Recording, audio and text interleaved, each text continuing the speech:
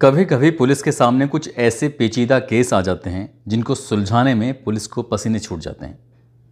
आज की जो सच्ची घटना मैं आपको सुनाने जा रहा हूँ, इस सच्ची घटना में भी कुछ ऐसे ही होता है। एक ऑफिसर था जो पूरी ईमानदारी से अपना काम करना चाहता था, लेकिन कुछ लोग थे कि इस ऑफिसर को काम करने से मना कर रहे थे और इसके बदले में उसको मुंह मांगी रकम देने को तैयार थे। दरअसल कहानी थी एक अरबपति बहू का कत्ल हो जाता है।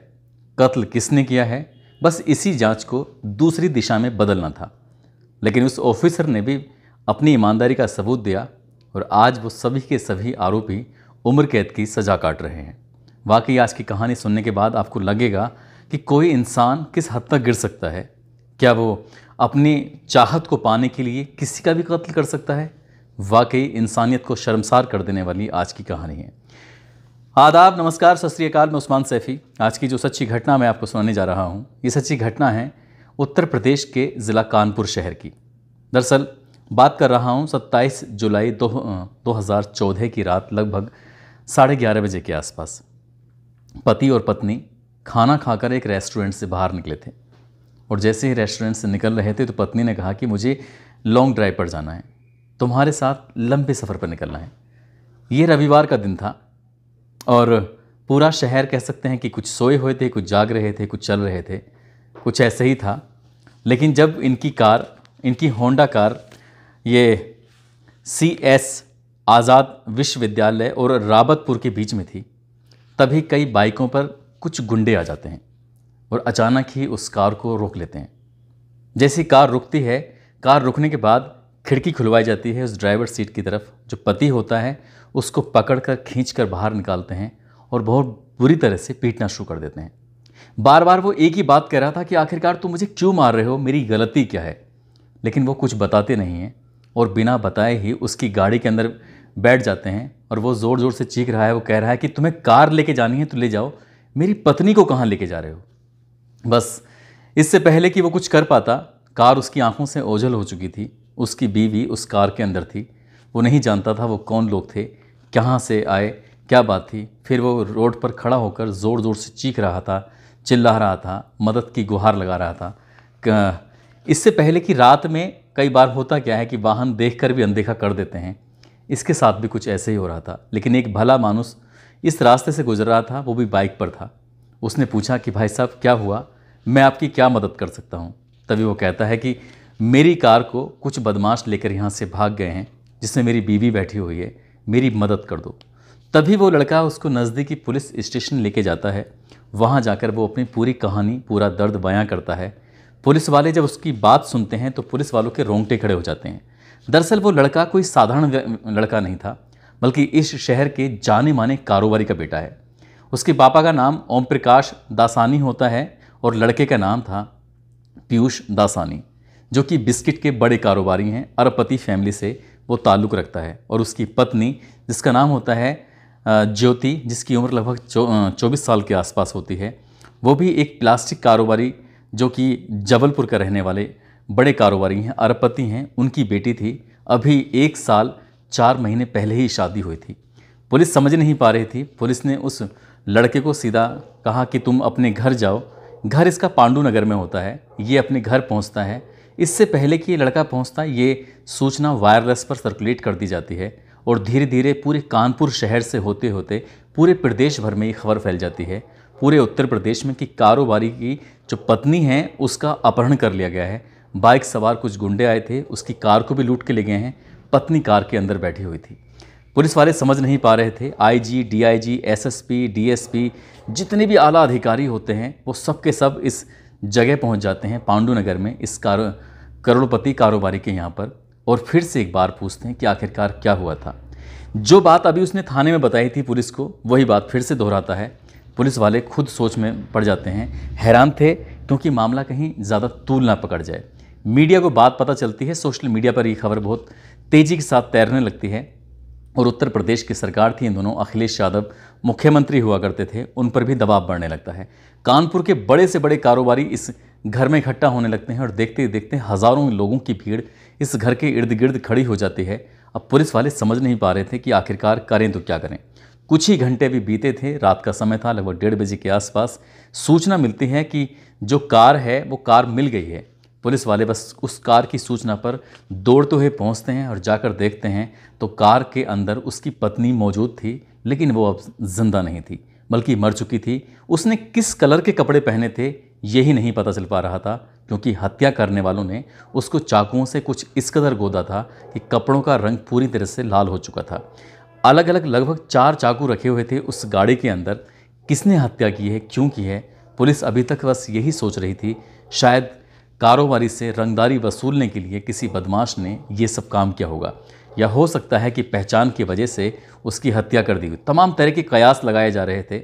दिन निकलने को था। दिन निकलने के साथ ही पोस्टमार्टम के लिए इस लाश को सीधा पोस्टमार्टम हाउस भेजा जाता है। और जैसे ही घर वालों को इस बात का पता चलता है, पहले वो घटनास्थल की ओर दौड़ते हैं, उसके बाद सीधा पहुंच जाते हैं पोस्टमार्टम हाउस में।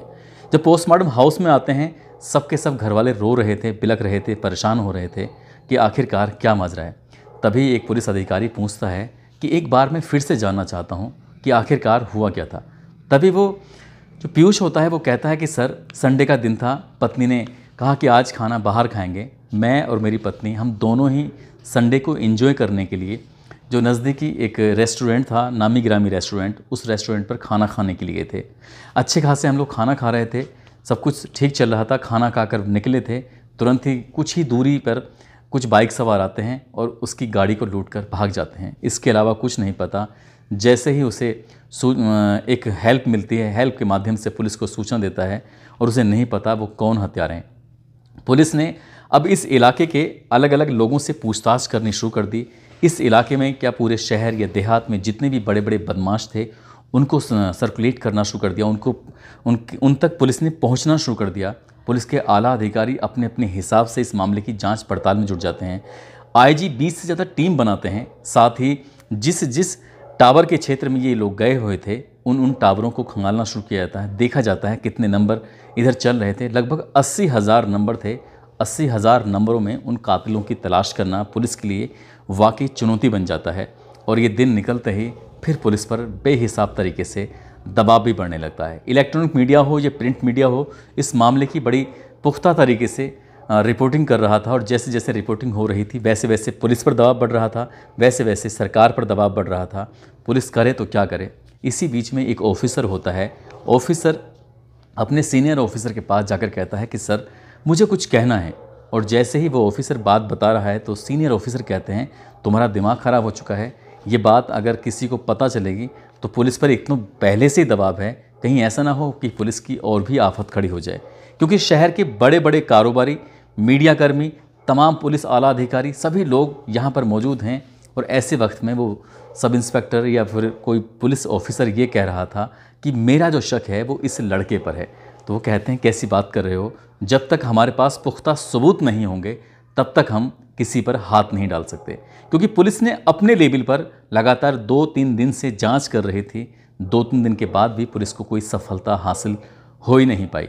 और जब पुलिस को सफलता नहीं हो पाई तो उसके बाद पुलिस ने कुछ घर वालों को ही सस्पेक्ट के आधार पर उनकी जब जांच पड़ताल करनी शुरू की है तो घर वालों में से सिर्फ यही था जो उसका पति है जो कहीं ना कहीं शक के दायरे में आ रहा था।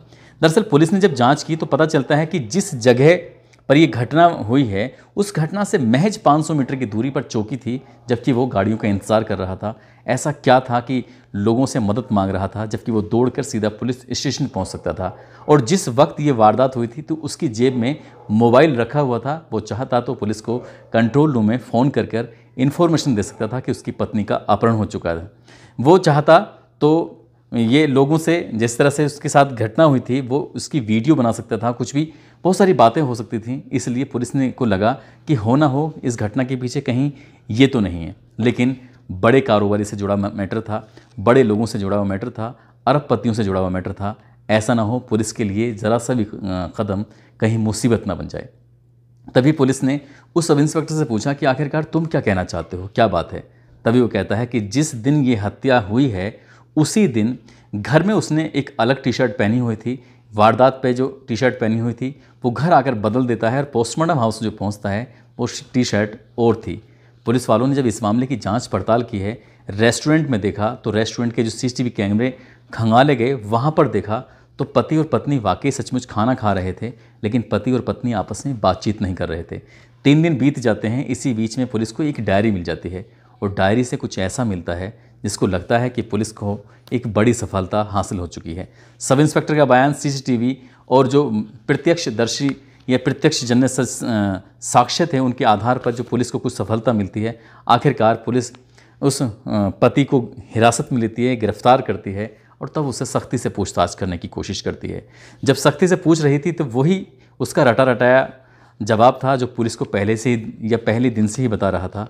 लेकिन पुलिस ने इस बार सख्ती से पूछा और एक चेहरा जब सामने लेके आते हैं तो पुलिस जब चेहरे को उसके सामने रखती है तब वो इस चेहरे को देखकर बहुत ज़्यादा परेशान हो जाता है। वो कहता है कि तुम यहाँ कैसे। दरअसल वो कोई और नहीं थी, वो भी एक अरबपति की बेटी थी जिसका नाम मनीषा मखीजा होता है। मनीषा मखीजा उसके जो पुलिस पहुंचती है वो उसके फ़ोन नंबर से पहुंचती है। और दरअसल फ़ोन नंबर से पहुंचने की वजह यही थी कि कुछ ही दिनों में इन दोनों की 5500 से ज़्यादा कॉल होती हैं और साथ ही 2200 मैसेज एक दूसरे को इन्होंने किए हुए थे। पत्नी से बातें कम कर रहा था और इस लड़की से ज़्यादा बातें कर रहा था। इसलिए पुलिस को लगता है कि शायद मनीषा का इसमें रोल हो भी सकता है, नहीं भी। दोनों से जब अलग अलग पूछताछ करते हैं उसके बाद फिर पुलिस अपना जो एक चालाकी होती है, गेम होता है, वो कहती है कि इस लड़की ने हमें बहुत कुछ बता दिया है, अब हम तुमसे सुनना चाहते हैं। बस इतना कहना था और वो टूट जाता है। वो कहता है कि 1 साल 4 महीने पहले मेरी शादी ज़रूर हुई थी, लेकिन मैं शादी को लेकर तैयार नहीं था, खुश नहीं था। ठीक वैसे ही डायरी में लिखा हुआ था कि शादी ज़रूर हुई थी, लेकिन इन्होंने मुझे कभी अपनी पत्नी के रूप में देखा ही नहीं, माना ही नहीं। कभी इन्होंने मेरे साथ वो संबंध बनाए ही नहीं जो एक पति और पत्नी के बीच होते हैं। रात को जब भी 1 बजता था, घर वाले सो जाया करते थे, ये रात को अचानक से गायब हो जाया करते थे और 1 बजे से पहले ये अक्सर बाथरूम में बैठकर बहुत बहुत देर तक लंबी लंबी बातें किया करते थे। किससे करते थे, कौन थी वो लड़की, मुझे कुछ नहीं पता, लेकिन डायरी में जो लिखी हुई बातें थीं वो पुलिस के कान खड़े कर देती है। तभी वो लड़की जब सामने आती है, उससे बातचीत करते हैं तो वो कहने लगता है कि मैं इससे प्यार करता था, मेरी ज़बरदस्ती शादी हुई थी और मैं शादी के ख़िलाफ़ था, इसलिए हमने प्लानिंग की। पुलिस वाले कहते हैं कि प्लानिंग तो ठीक है, लेकिन हत्या हुई कैसे, हम ये जानना चाहते हैं। तभी वो हत्या की जब बात आती है तो वो अपने एक नौकर, साथ ही अपने ड्राइवर, इनका सहारा लेता है। 2 और लोग होते हैं, उनका सहारा लेता है। खाना खाकर जैसे ये निकले थे, गाड़ी चला रहा था इसका ड्राइवर, इसका नाम अवधेश होता है, और साथ ही एक इसकी नौकर बैठी हुई थी जिसका नाम रेणु कनौजिया होता है, जो कि ठीक ड्राइवर वाली बगल की सीट पर बैठा हुआ था। पीछे वाली सीट पर ये खुद बैठा है, पत्नी बैठी हुई है। और जब गाड़ी यहाँ से CS आज़ाद विश्वविद्यालय की ओर चलती है, जो रास्ते में रावतपुर रोड पड़ता है बीच में उसके, तभी ये मौका पाते ही गाड़ी रोकी जाती है। रोकने के बाद चाकुओं से ताबड़तोड़ वार कर दिए जाते हैं। 1-2 नहीं, 17 वार करने के बाद इस लड़की को मौत के घाट उतार दिया जाता है। और सबूत उस टी-शर्ट के अंदर था, जो उसे लगता है कि कहीं ऐसा ना हो कि ये टी-शर्ट के माध्यम से पता चल जाए। हालांकि पुलिस का ध्यान उस टी-शर्ट पर उस वक्त नहीं गया, लेकिन जब अधिकारियों ने देखा कि घर में कुछ और पहना हुआ था और पोस्टमार्टम हाउस में जब आता है तब कुछ और पहना हुआ था, वहीं से पुलिस का दिमाग ठनक जाता है और ये पुलिस खुलासा कर देती है। और खुलासा करने के बाद सीधे सीधा उसका पति ही प्राइम सस्पेक्ट था और पति ही मुख्य आरोपी पाया जाता है। पुलिस ने कुछ ही समय में इस मामले में चार्जशीट लगाती है। चार्जशीट लगाने के बाद जब जेल भेजने की तैयारी थी तो बताया जाता है, पुलिस के ही सूत्र बताते हैं कि जो इंस्पेक्टर होते हैं, इंस्पेक्टर इनका नाम राजीव द्विवेदी और IPS ऑफिसर प्रभाकर चौधरी, जो इसके पूरे मामले की देखरेख कर रहे थे, इन पे बताया जाता है कि इस केस की दिशा को मोड़ने के लिए इन्हें अच्छा खासा ऑफ़र दिया गया था, लेकिन ईमानदारी होने की वजह से इन्होंने किसी भी ऑफ़र को ठुकरा दिया, साफ इनकार कर दिया। और कई साल बीत जाते हैं। कई साल बीतने के बाद यानी कि 20 अक्टूबर 2022 को पति सहित 6 लोगों को उम्र कैद की सज़ा सुनाई जाती है। साथ ही 2,18,000 रुपये का जुर्माना सुनाया जाता है। और तब कहीं जाकर ये करोड़पति या अरबपति जो बहू होती है उसको इंसाफ मिलता है। हालांकि अभी बहुत सारे रास्ते हैं, हाई कोर्ट, सुप्रीम कोर्ट, राष्ट्रपति, दुनिया भर की बातें हैं। अभी आगे भविष्य में क्या होगा, क्या इनको सज़ा मिलेगी और क्या ये जेल से बाहर रहेंगे या नहीं रहेंगे, अभी कुछ नहीं कह सकते। लेकिन उस बहू के साथ जो हुआ वो वाकई गलत हुआ। और जो तरीका इस कारोबारी के बेटे ने अपनाया था वो भी तरीका बिल्कुल गलत था। यदि उसे मनीषा ही चाहिए थी तो मनीषा को चाहने के लिए वो अपने परिवार से बातचीत कर सकता था, लेकिन उसका तरीका बिल्कुल गलत था। अपनी पत्नी को मौत के घाट उतारकर वो किसी दूसरी लड़की से ज़िंदगी बिताना चाहता था, तो शायद ये तरीका गलत था। अलग रहकर वो नई ज़िंदगी बिता सकता था। दोस्तों, इस पूरे घटनाक्रम को सुनाने का उद्देश्य किसी को परेशान करना नहीं है, किसी का दिल दुखाना नहीं है, बल्कि आपको जागरूक करना है, आपको सचेत करना है। और जाते जाते आज पुष्पा बंसल हैं, शहजाद हैं, रहनुमा सिद्दीकी हैं, इनका जन्मदिन है। इनको जन्मदिन की बहुत सारी शुभकामनाएं, बहुत बहुत मुबारकबाद। साथ ही आज जितेंद्र कुमार हैं, PCS अधिकारी, आज इनकी शादी की सालगिरह है। इनको शादी की सालगिरह की बहुत बहुत शुभकामनाएं। आप सब लोग अपना ख्याल रखें, सुरक्षित रहें। जय हिंद, जय भारत।